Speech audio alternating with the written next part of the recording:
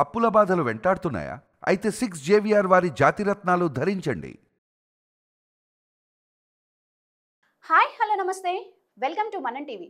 పహల్గామ్ ఉగ్రదాడి తర్వాత భారత్ పాకిస్తాన్ మధ్య నెలకొన్న ఉద్రిక్తత పరిస్థితుల్లో భారత భద్రతా బలగాలు అప్రమత్తమయ్యాయి.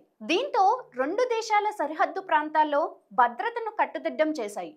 ఈ నేపథ్యంలో గుజరాత్లోని సరిహద్దు ప్రాంతమైన బనస్కాంతా జిల్లా సరిహద్దుల్లో ఉద్రిక్తత నెలకొంది. మే 23వ తేదీన శుక్రవారం అర్ధరాత్రి ఒక పాకిస్తాన్ వ్యక్తి అక్రమంగా భారత్లోకే చొరబడేందుకు ప్రయత్నించాడు. దీన్ని గమనించిన బీఎస్ఎఫ్ దళాలు అప్రమత్తమైన అతన్ని అక్కడే ఆగిపోవాలని హెచ్చరించారు.